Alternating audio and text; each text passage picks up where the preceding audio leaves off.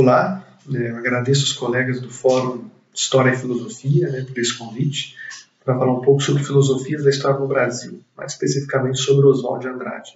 Acho que o primeiro passo para a gente pensar filosofia da história ou história e filosofia do Oswald é não exigirmos uma grande sistematicidade das reflexões do Oswald, sobretudo porque as reflexões dele acontecem por algumas vias tangenciais, sejam ali os manifestos dos anos 20, algumas entrevistas, ou mesmo os ensaios já dos anos 40 e 50. Então, Oswald também não foi filósofo de formação, nem mesmo historiador, então a reflexão dele se dá sobretudo por uma certa forma provocativa. E me parece interessante que a gente se abra para essa reflexão, talvez não tão sisuda ou acadêmica do Oswald, mas que nem por isso deixa de ter ali interessantes provocações para a gente pensar história e filosofia. E quem fala isso sou eu, isso é o próprio Benedito Nunes, um dos principais intérpretes da obra do Oswald, que já ali nos anos 70 está dizendo isso. Pensar história e filosofia no Oswald não tem como não ser por outro signo que não da antropofagia. É o signo que une, de certa forma, os dois momentos da biografia do Oswald, seja os manifestos dos anos 20 até os ensaios finais, que claro que tem um hiato aí no meio, nos anos 30, quando Oswald, com algumas vinculações políticas ali, com o PCB também, abandona um pouco a questão da antropofagia, mas entre o início e o final, de certa forma, da trajetória intelectual do Oswald, essa é a grande preocupação. Vamos nos ater no primeiro momento, nos anos 20, os dois manifestos. O Manifesto da Poesia Pau-Brasil, de 24, e o Manifesto Antropófago, de 28. Paradoxalmente, temos uma certa ideia de antropofagia que ficou, de certa forma, ganhou persistência no tempo aí. É uma ideia muito mais atrelada ao que o Oswald defende no Manifesto da Poesia Pau-Brasil do que propriamente do que ele postula no Manifesto Antropófago. Em 24, na Poesia Pau-Brasil, quando a ideia da antropofagia não aparece ainda, ali sim há uma visão, vamos dizer assim, conciliadora da história nesse manifesto. A floresta e a escola, uma tentativa de junção ali no certo Brasil, em vias ali de modernização e urbanização, com um certo Brasil profundo, originário, de certa forma. Então há uma conciliação da história nacional ali nesse primeiro manifesto. E é um pouco essa ideia que a gente ficou da antropofagia, que se nos apresentou, um pouco como um signo da identidade nacional, que a tudo acolhe, a tudo agrega, a tudo deglute ali. Só que, enfim, essa não é vamos dizer, a visão mais exata que o Manifesto de 28, aí sim o Manifesto Antropófago, nos traz. E aí já nesse interregno aí de 24 a 28, Oswald vai para Paris, está sendo muito afetado ali por todas aquelas correntes artísticas, literárias, os ismos, que em Paris naquele momento estão com toda a força, e volta para o Brasil, e ao redigir o Manifesto Antropófago, você vê o Oswald, de certa forma, mais combativo, tem uma relação com a história muito mais agônica do que propriamente conciliadora. Tanto é que ele elege ali no Manifesto alguns, entre aspas, inimigos, seriam símbolos aí do período colonial, a dinastia de Bragança, Padre Antônio Vieira, o catecismo da igreja, ou mesmo no caso imperial, com aquela elite letrada, o bacharelismo. Então, tem alguns alvos aí predominantes que remetem a certo passado nacional, que são alvo ali no Manifesto Antropófago. E a eles, o Oswald opõe, de certa forma, essa imagem do primitivo, com muitas aspas nesse primitivo. O Oswald era leitor ali de alguns cronistas coloniais, então, tendo acesso a todas aquelas crônicas sobre antropofagia e tudo mais, e era leitor de Montaigne também, um dos primeiros, talvez, que fez valer essa imagem da antropofagia lá no século XVII ainda. Mas Oswald vê na antropofagia, então, uma certa terapia do choque, uma certa forma de contrapor esse passado nacional bragantino, católico, de certa forma, com essa imagem do indígena, do primitivo, daquilo que Oswald falava que era sempre uma ida, não um regresso. Não há aqui a perspectiva de um regresso melancólico a certa época original e tudo mais. Há, sobretudo, uma tentativa de recuperação, quase que de vitalidade com a nossa tradição, se valendo dessa imagem como provocação, como choque, para desestabilizar né, para atacar, de certa forma, certas determinações do presente. Oswald era muito leitor de Nietzsche, de Freud também, isso já se vê no manifesto, né, com as ideias de transformar o tabu em totem, sobretudo ao remexer esse passado obscurecido, né, esse passado latente da história nacional, que essa tradição indígena remete, de certa forma, né, é um certo uso da história ali para desestabilizar, uma certa relação da história enquanto terapia do choque.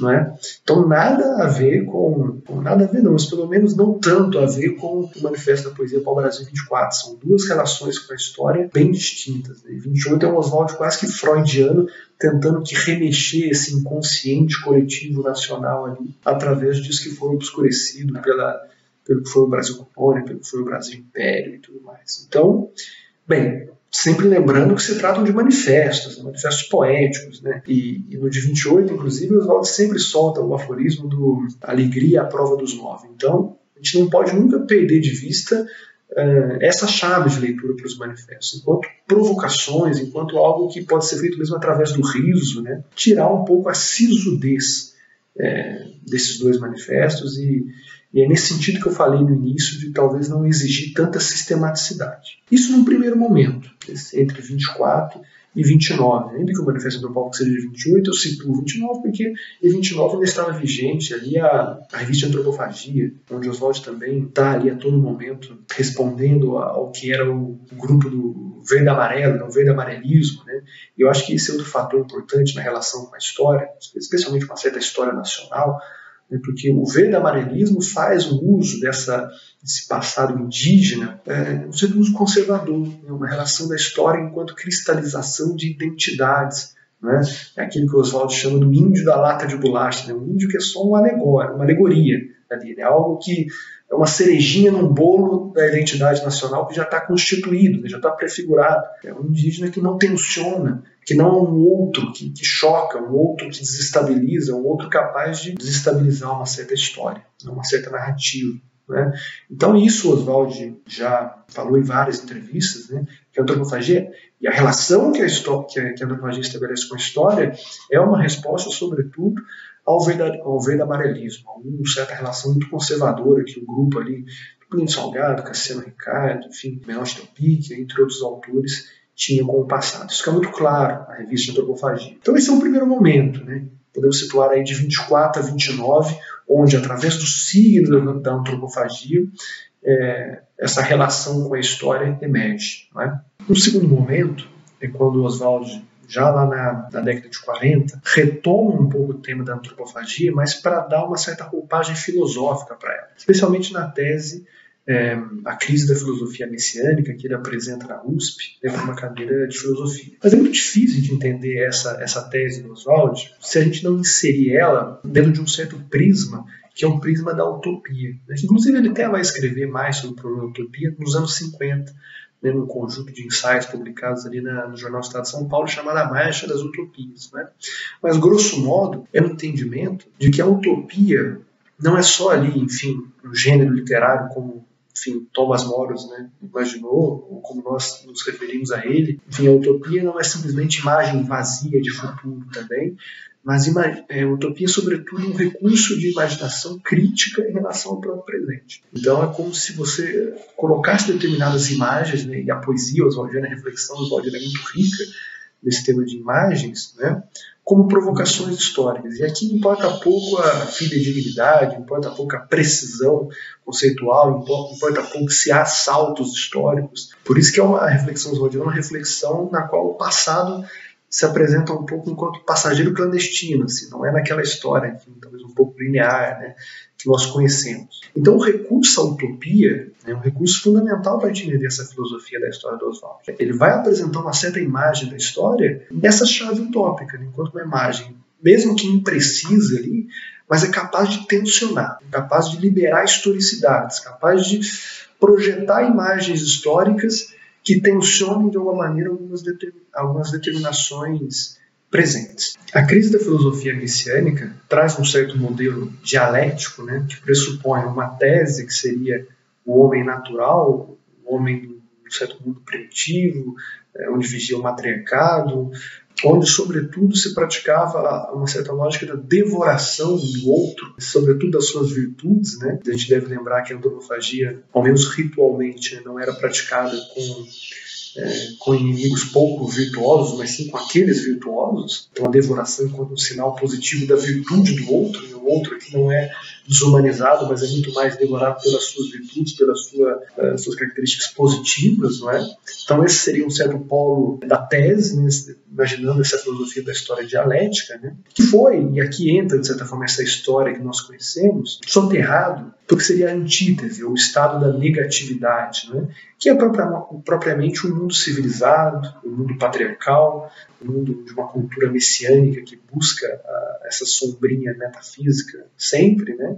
E que ao invés da devoração praticou a dominação, praticou o controle do outro, praticou a relação senhor-escravo, enfim, praticou de certa maneira o controle. Então uma certa oposição entre devoração nesse primeiro polo e controle, né, no segundo polo. Essa seria um pouco a dialética, que tem uma síntese no terceiro elemento, que seria o bárbaro tequinizado, né, uma certa junção do que seria positivo nesses dois mundos, né, tanto no mundo natural, né, essa imagem do primitivo que tensiona, quanto a imagem da técnica. Oswald não é alguém que se opõe à técnica, ele reconhece as benesses do mundo moderno, ainda que critique muitos seus problemas também. Essa um pouco é a síntese, esse bárbaro tecnizado. Só que essa síntese não chega naturalmente, né? Ela acontece pela reativação permanente dessa que seria a tese originária, o homem natural, o antropófago, pela cultura matriarcal, né? Do espaço da devoração do outro pelas suas virtudes, né? Do reconhecimento, né? Do outro. Então, é aí que entra, de certa forma, um trabalho de reflexão filosófica, histórica, de certa forma, de reativar certas historicidades. E naquilo que Oswald chama as esquinas da história, onde estariam ali alguns exemplos capazes de serem retomados. Talvez esse Brasil originário seja um desses exemplos, né, como a antropofagia nos mostra, né, de ser capaz de liberar a história, de tensionar ela, de recriar, né, sobretudo uma relação de vitalidade com a história que Oswald pretende recriar. Né, e não uma imagem pacificada, algum tipo de identidade muito bem definida do que é Brasil, do que é antropofagia, o signo, não é nada disso. Né?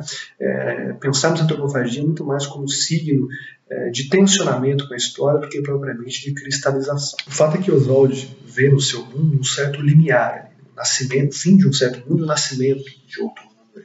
E aí, pouco a pouco, o conteúdo, né? Que mundo é esse? Oswald acertou, errou o diagnóstico disso que estava acabando e disso que estava nascendo. Eu chamo a atenção muito mais para o gesto que Oswald estabelece com a história aqui. Através desse recurso da utopia, né, do lançamento dessas imagens, quase no sentido benjaminiano, né, céleres e furtivas, né, afinal ele mesmo dizia que a antropofagia é como se fosse uma tela impressionista, né, que sobretudo provoca, nesse recurso da utopia enquanto provocação capaz de liberar historicidades, capaz de liberar mundos possíveis, capaz de reorganizar certas determinações presentes.